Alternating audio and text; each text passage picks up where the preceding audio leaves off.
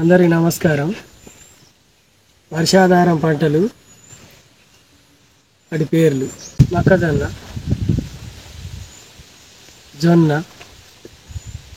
సజ్జలు, కొర్రలు, రాగులు, అరికెలు, ఊదలు, అండుకొర్రలు, పెసళ్ళు, బబ్బెర్లు,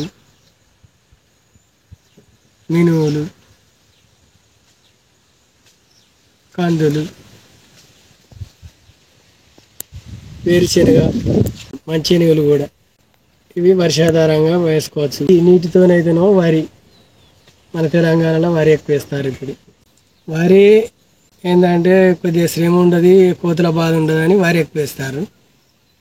మొక్కజొన్నతో ఇబ్బంది ఉంటుంది. చిన్న చిన్న చిరుధాన్యాలు కూడా కొద్దిగా ఇబ్బంది ఉంటుంది, కానీ పెట్టుబడి తక్కువ ఉంటుంది వాటికి.